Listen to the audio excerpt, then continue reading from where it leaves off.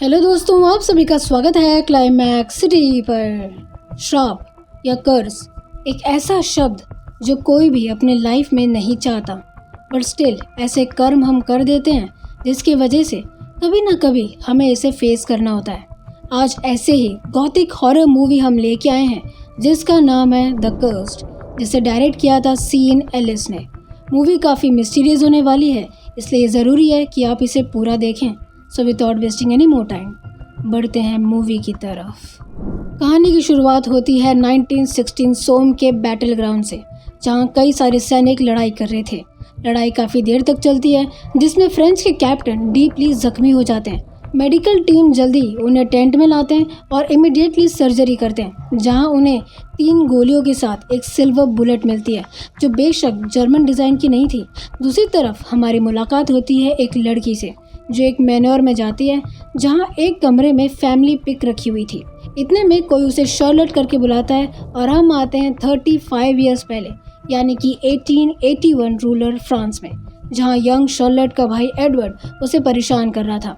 इतने में उन दोनों की मॉम इसाबेला वहां आती है और एडवर्ड को रोक देती है। नेक्स्ट सीन में हम देखते हैं कि मैनर में काफ़ी सारे सर्वेंट्स काम कर रहे थे कि इतने में इसाबेला एनिस नाम की सर्वेंट को नहाने के लिए पानी गर्म करने बोलती है।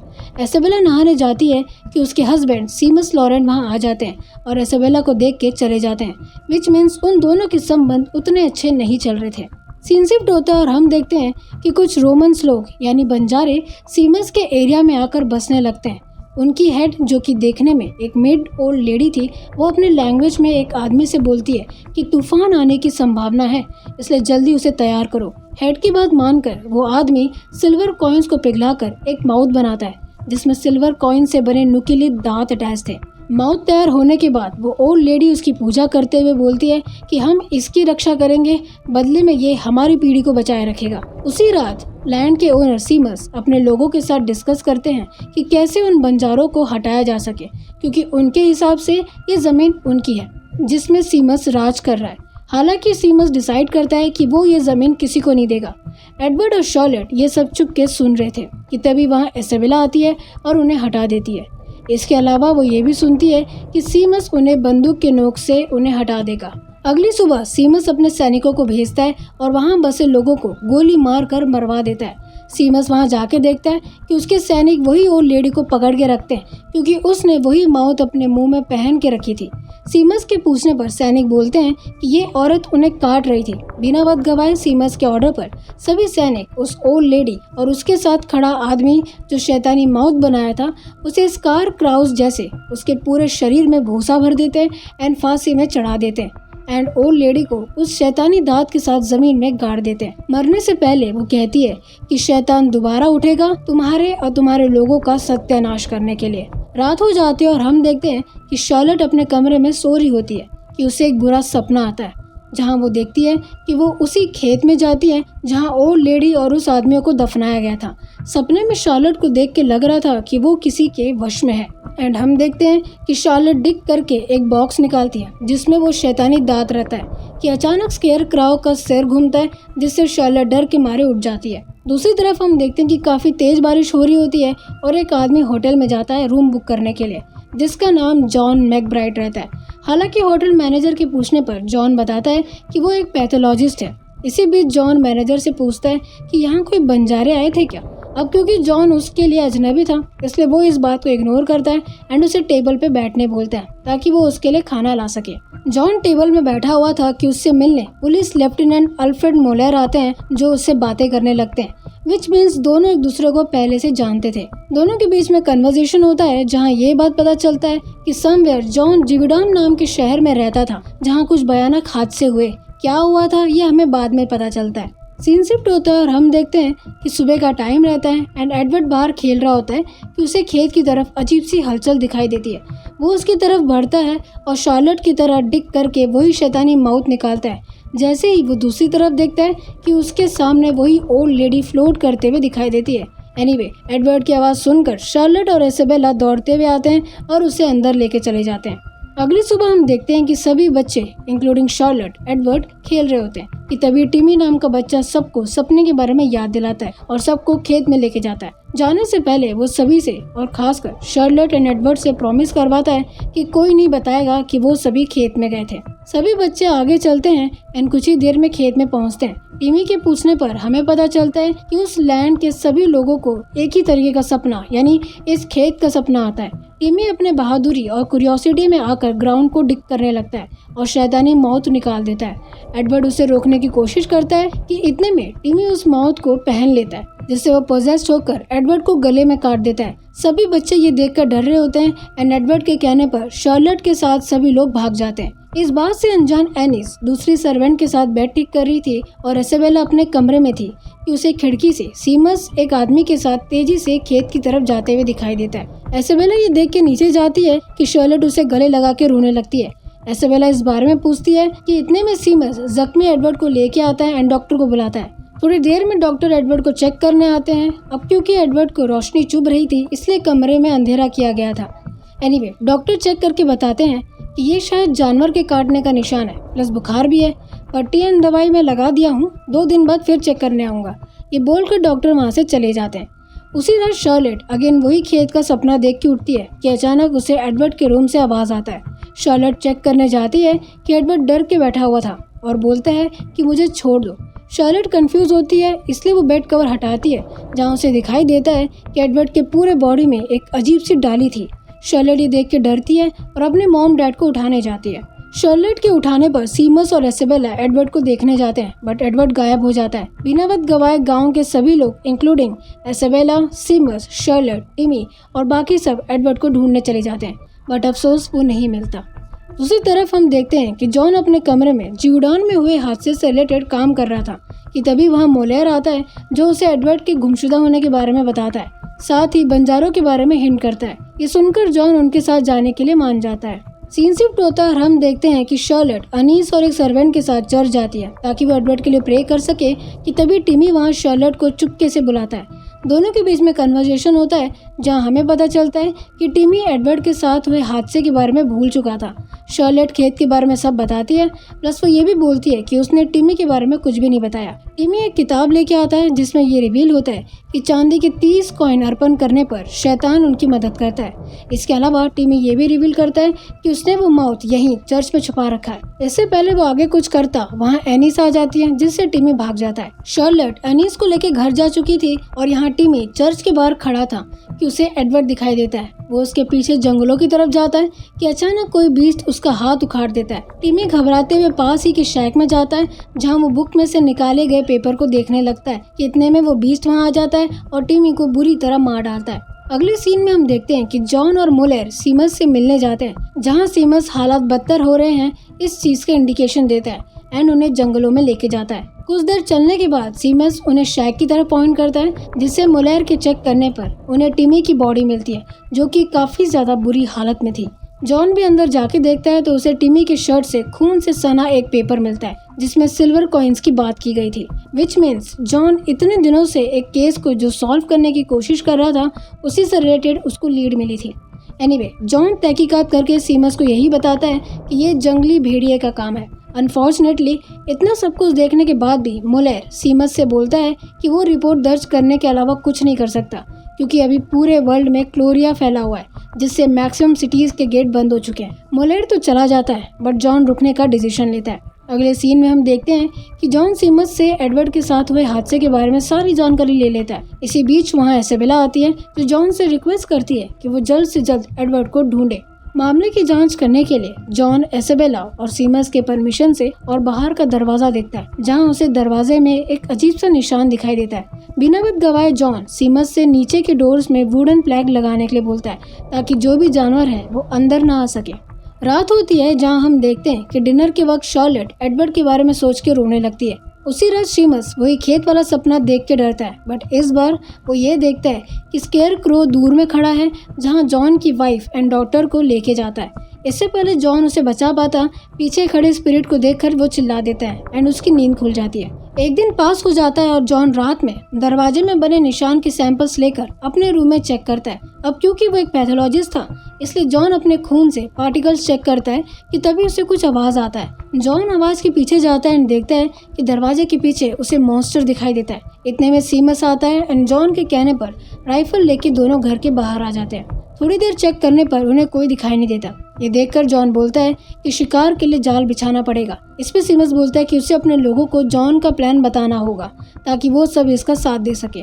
सीन शिफ्ट होता है और हम देखते हैं कि जॉन की इंस्ट्रक्शन से पहरेदारों के साथ सभी लोग सीमस के मैनोर में आ जाते हैं। सभी लोग मीटिंग करते हैं जहां जॉन सबको बोलता है कि ये बीस्ट जिविडॉन में हुए बीस्ट वाले केस जैसा ही सेम है, बट आर्मी तभी आएगी जब उन्हें सबूत मिलेगा कि यहाँ सच में वही बीस्ट है। विच मीन्स गांव के लोगों को अपने घर में रहना होगा और खेत से दूर रहना होगा। अगले दिन 3 लोग यानी कैलम, एन मैरी और जैकब ऑर्डर्स को इग्नोर करके खेत में जाते हैं।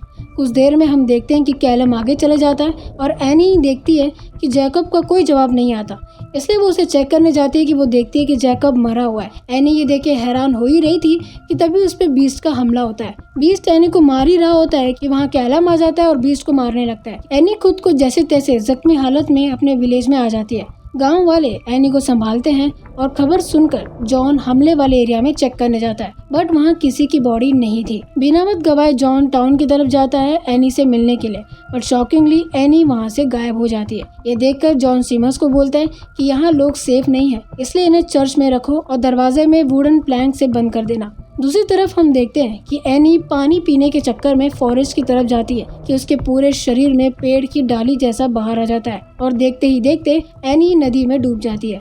अगली सुबह सभी लोग चर्च में शिफ्ट हो जाते हैं एंड चर्च के दरवाजे में वुडन पैन लगा दिया जाता है ताकि बीच से बचा जा सके। उसी रात जॉन और एसेबेला के बीच में बातचीत होती है जहां ये रिवील होता है कि जॉन जिविडॉन में हो रही बीस्ट को मारने की कोशिश में लगा हुआ था, बट अनफॉर्चुनेटली बीस्ट के हमले से वो अपनी वाइफ और डॉटर को खो चुका था। साथ ही वो ये भी रिवील करता है कि वहाँ के कुछ बंजारे आकर पता नहीं कैसे इन सबको रोक दिए थे, ये कहकर कि इनका मकसद पूरा हुआ। ताजुब की बात ये थी कि ये सब जो भी हो रहा था एक श्राप की वजह से हो रहा था। सारी बातें सुनने के बाद एसेबेला बताती है कि यहाँ भी बंजारे आए थे जिनका कहना था कि ये जमीन उनकी है। इससे पहले वो आगे बोलती वहाँ सीमस आ जाता है और कहता है कि श्राप की बातें यहाँ नहीं होगी और तुम जल्द से जल्द उसे पकड़ो ताकि ये सब ठीक हो सके, प्लस मेरा बेटा भी गायब है। अगले दिन जॉन जाल बिछाने के लिए जंगलों में जाता है जहाँ वो गड्ढा वगैरह खोदकर एक नुकीली गाड़ियों को गाड़ कर जाल बिछा देता है। जॉन थकान के कारण एकदम नींद में रह जाता है कि अगेन उसे बुरा सपना आता है, प्लस इस बार उसे एनी भी दिखाई देती है जिसके पूरे शरीर में डालियां थी। जॉन ये देखकर डर के उठता है कि तभी उसे शैक के पीछे बीस्ट दिखाई देता है। बीस्ट उस पे हमला करने लगता है कि जॉन अपने जाल में बीस्ट को फंसाता है और गोली चला देता है। अगले सीन में हम देखते हैं कि जॉन बीस्ट की बॉडी लेके वहाँ आ जाता है। सीमस एन के फादर बीस्ट को देख के डरते हैं। जॉन बीस्ट की बॉडी नाइफ से काटता है कि शॉकिंगली हम देखते हैं कि उसमें से एनी चिल्लाकर बाहर आती है। एनी को देखकर उसके फादर एनी की तरफ बढ़ते हैं कि जॉन उन्हें रोकता है क्योंकि वो एनी नहीं है और उसे मुक्त करने के लिए उसे गोली मारना जरूरी है। ना चाहते हुए भी एनी के फादर उसे गोली मार देते हैं। ये सब देखकर सीमस एडवर्ड के लिए परेशान होता है और जॉन से रिक्वेस्ट करता है कि वो ये सारी बातें एसेबेला को ना बताए। इस पे जॉन बोलता है कि और क्या क्या छुपा रखा है तुमने उससे, इस लैंड में उसी औरत का श्राप है जिसे तुमने दफना के रखा है। सीमस ये सुनकर हाइपर होता है और बीस्ट को पकड़ने की बात करके वहाँ से चला जाता है और जॉन सीमस की बात मानकर मरे हुए बीस्ट को जलाने चला जाता है। सीन शिफ्ट होता है और हम देखते हैं कि शार्लेट के ग्रैंड पेरेंट्स सीमस से नाराज होते हैं, इसलिए वो लोग वहाँ से चले जाते हैं, जिससे शार्लेट काफी ज्यादा दुखी हो जाती है। मौका देखकर जॉन एसेबेला से खेत में दफन औरत के बारे में पूछता है, जिससे एसेबेला ड्रॉअर से एक फोटो दिखाकर बोलती है कि ये उस दिन बंजारों को मारने के बाद खुशी में खींचा गया था। जॉन समझ गया था कि शार्लेट इस बारे में ज्यादा जानती है क्योंकि टिमी के पास से बाइबल का पेज मिला था। अब क्योंकि सीमस अपने सैनिकों के साथ बीस्ट को मारने चला गया था, इसलिए जॉन शार्लेट से बात करता है जहां वो टिमी के दिए हुए बाइबल पेज के वर्ड्स रिपीट करती है। साथ ही वो ये भी बताती है कि सिल्वर कॉइन्स को वो शैतानी माउथ टिमी ने चर्च में छुपाया। बिना वक्त गवाए जॉन चर्च में चला जाता है और लोहार को बुलाकर उस सिल्वर शैतानी दांत को पिघलाकर बुलेट्स बना देता है। अगले दिन हम देखते हैं कि सीमस डॉग्स और सैनिकों के साथ फॉरेस्ट में जाता है बीस्ट को पकड़ने के लिए। दूसरी तरफ एनीस कपड़ा लेने के लिए बाहर जाती है कि बीस्ट उस पे हमला कर देता है एंड उसे जख्मी कर देता है, बट लकीली फॉरेस्ट से अलर्ट का हॉर्न बजता है जिससे वो बीस्ट भाग जाता है।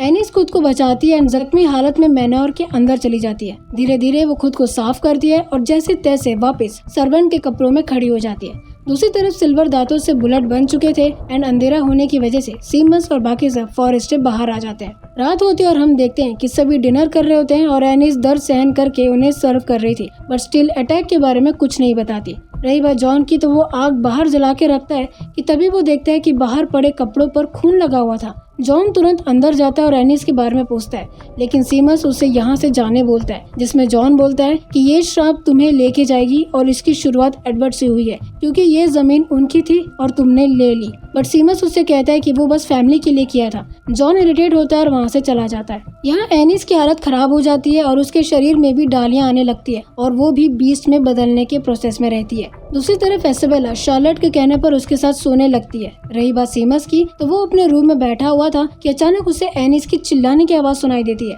वो आवाज सुन के एनिस के रूम में कैंडल लेके जाता है, बट शॉकिंगली कमरे में कोई नहीं था। सीमस चेक कर ही रहा होता है कि तभी एनिस, जो बीस्ट बन चुकी थी, उस पे हमला करती है। हड़बड़ी में सीमस के हाथ से कैंडल गिरता है और कर्टन के थ्रू पूरे कमरे में आग लग जाती है। यहाँ नीचे ऊपर वाले रूम से आवाजें आने लगती है, इसलिए इसाबेला किचन की तरफ जाती है जहाँ जॉन चाय बना रहा होता है। इसाबेला जॉन से सीमस के बारे में पूछ रही होती है कि तभी गोली चलने की आवाज आती है। दोनों चेक करने के लिए जाते हैं, बट आग फैलने की वजह से जॉन कुछ देख नहीं पाता। इतने में उसे इसाबेला की चिल्लाने की आवाज आती है, जो सीमस सीमस करके बुला रही होती है। जब तक जॉन वहाँ पहुँचता, सीमस वहाँ से चला जाता है। जॉन इसाबेला को शार्लेट को खोजकर चर्च में जाने बोलता है और सीमस के पीछे चला जाता है। थोड़ी देर में हम देखते हैं कि जॉन सीमस की तरफ जाता है, जहाँ सीमस अपनी गलती मानता है और खुद को मार डालता है क्योंकि बीस्ट ने उसे काट लिया था। Anyway, John, Charlotte and Isabella church की तरफ जाते हैं, जहाँ रास्ते में शार्लेट देखती है कि उसके ग्रैंड पेरेंट्स मर चुके हैं, प्लस उन्हें बीस्ट भी दिखाई देता है। बट सरप्राइजिंगली वो उन्हें कुछ नहीं करता क्योंकि जॉन के पास सिल्वर एंड जादुई बुलेट्स थे।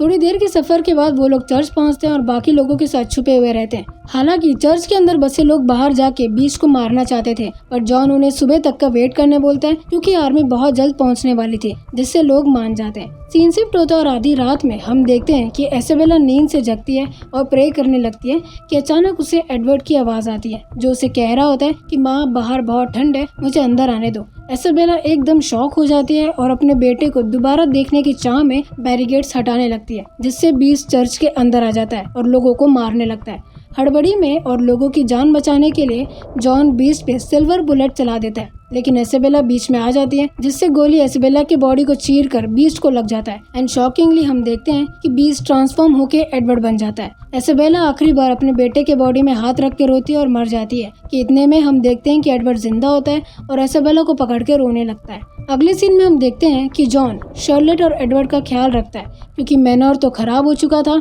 और उनके दोनों पेरेंट्स मर चुके थे। एंड एज यूजुअल एडवर्ड को कुछ भी याद नहीं था। सीन प्रेजेंट टाइम में शिफ्ट होता है, जहां हम देखते हैं कि वो फ्रेंच कैप्टन और कोई नहीं एडवर्ड था और ऑपरेशन के वक्त सिल्वर बुलेट निकालते ही एडवर्ड मर जाता है। फिल्म के एंड में हम देखते हैं कि शार्लेट जॉन के पास बेड में बैठती है, जो अब बूढ़ा हो गया था, एंड उनके शेल्फ में 3 बुलेट्स के साथ 4th बुलेट रख देती है। इस तरह हमारी मूवी यहीं खत्म होती है। सो गाइस, ये था हमारा आज का वीडियो। आई होप आपको एक्सप्लेनेशन अच्छा लगा होगा, और अगर अच्छा लगा है तो मेक श्योर कि आप इसे लाइक करें, शेयर करें अपने फैमिली फ्रेंड्स को, और सब्सक्राइब करें और कमेंट करना मत भूलिएगा। मिलते हैं नेक्स्ट वीडियो में, तब तक के लिए गुड डे।